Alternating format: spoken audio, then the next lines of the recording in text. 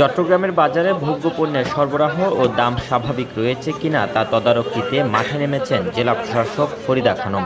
খুচরা পর্যায়ে ভোগ্য পণ্যের পরিস্থিতি দেখতে রবিবার নগরীর রিয়াজউদ্দিন বাজারে অভিযান চালায় জেলা প্রশাসন।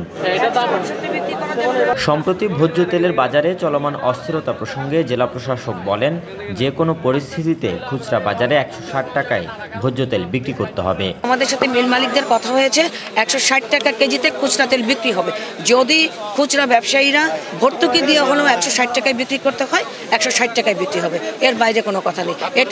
এটা একটা সেটেলড ইস্যু। অভিযানকালে সরকার নির্ধারিত 750 টাকার পরিবর্তে 780 টাকায় কেজি প্রতি গরুর মাংস বিক্রি করায় 10,000 টাকা জরিমানা করা হয়।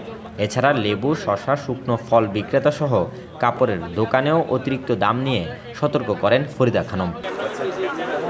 আসন্ন ঈদকে কেন্দ্র করে কাপড়ের দোকানগুলো ক্রয় এবং বিক্রয়ের মাঝে বড় ধরনের অসঙ্গতি তৈরি করলে দোকান সিলগালা করে ব্যবসা বন্ধ করে দেওয়ার হুঁশিয়ারি দেন তিনি।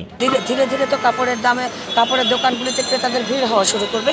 তখন আমরা দেখব তাদের ইনভয়েসের সঙ্গে আমরা মিলিয়ে দেখব তারা কত টাকায় বিক্রি করছে। যদি বড় ধরনের অসঙ্গতি পাই, আমরা বলেছি প্রয়োজনে আমরা দোকান সিলগালা করে দেব। অভিযান শেষে জেলা প্রশাসক বলেন, বিগত যে কোনো সময়ের তুলনায় এবছর নিত্যপণ্যের বাজার অত্যন্ত সহনীয় পর্যায়ে আছে। ক্রেতাদের সঙ্গে কথা বলেছি, যারা কাস্টমার তাদের সঙ্গে কথা বলেছি, তারা বলেছে যে বাজারে কোনো অসঙ্গতি নেই, আকাশ ছোঁয়া কোনো দাম নেই। বিগত যে কোনো সময়ের তুলনায় তো এবছর বাজারের দাম অত্যন্ত সহনীয় পর্যায়ে আছে, ভোক্তা আত্মসন্তুষ্টিতে আছে।